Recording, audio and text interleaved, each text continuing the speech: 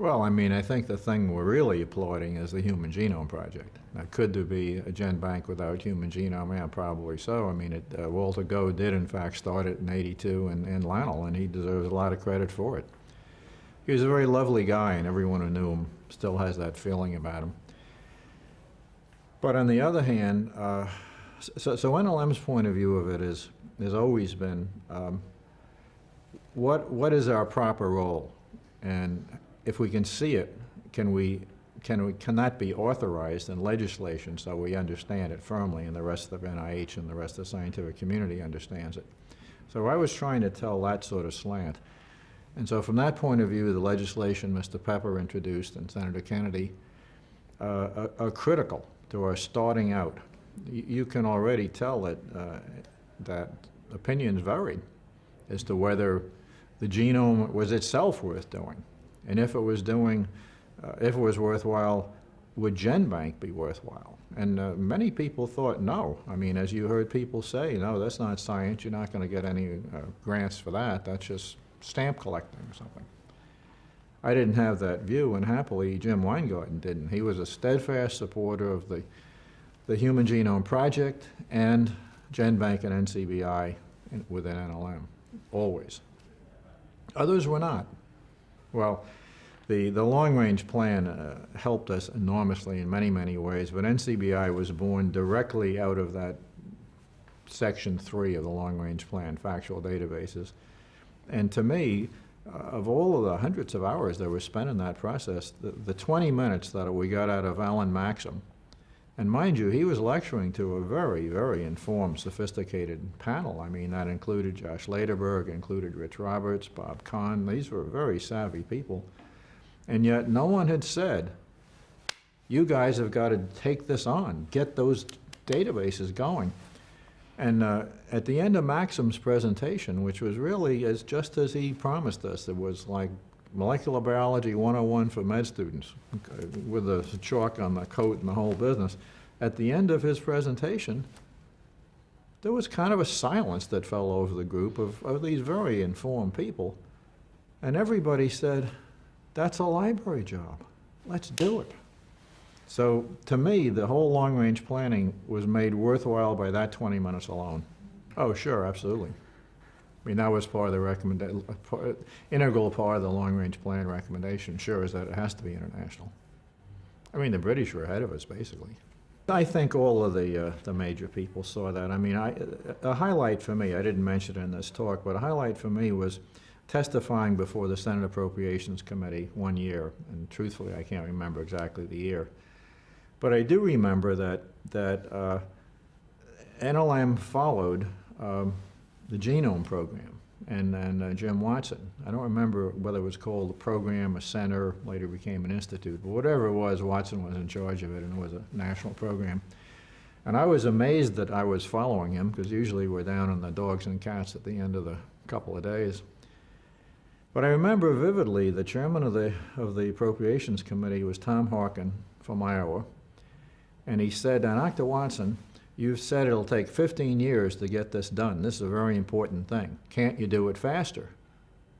And Watson said, well, no, we've made our plan. You know, the first thing we've got to do is get the technology so the sequencing can be made efficient and lower cost and so forth. And Tom said, well, how about if we double your budget request? Now, that's a temptation for most ordinary humans, certainly for most inhabitants of NIH. And Watson said, absolutely not, can't do it. We've got our plan. That's the plan we've got to stick with. I remember that vividly. Tom came back. He said, well, how about take 2 years off? By then they were kidding, you know. And so Jim said, no, it can't be done. Stick with the plan. Get the thing inexpensive. Well, I mean, I think the major one is the Human Genome Project worth doing? And if you believe that, then of course there has to be a database to store it all. I mean, many people have said that the term database and computer file and all that were used in a pretty loose way, both then and in the presentations today, because the formal definitions of database systems and so on weren't used too rigorously, but somehow do it, you know. But the real question was, do the genome or not? And there were plenty of people who disagreed. I can remember testifying to a National Academy Committee chaired by Bruce, and he was only partly convinced. I mean, it wasn't until it was all over, till actually the National Academy said, yes, it's worthwhile doing, yes, it should be, you know, appropriated at a level of roughly $200 million a year times 15 years. So though a lot was really open to question, I can remember in an analogous fashion when I was starting a computer program at University of Missouri in the early 60s, one of the sources to fund it, we established a revolving fund, and the dean gave me basically his back pocket. And the professor of physiology actually gave a paper telling how many rats he could have bought for the amount of money this guy was spending on computers. So, I mean, now of course the thing has run, the history has run its full course, and you heard at the end that there is a tidal wave of sequence data potentially coming our way, and that is from the R01 investigators. I mean, the same guys who are buying rats, who are now able, because of the high technology, to do those sequences if they deem it reasonable. So it's all worked out very, very well, but there certainly was not universal agreement that either genome was worth doing or Genbank was worth doing. I think we haven't done a perfect job in that at all, and if you look at a few cracks, I mean, you're right that in general people think, well, it's a good thing, you know, they're doing all the science stuff and they'll discover the cure for this or that or get a new drug or something.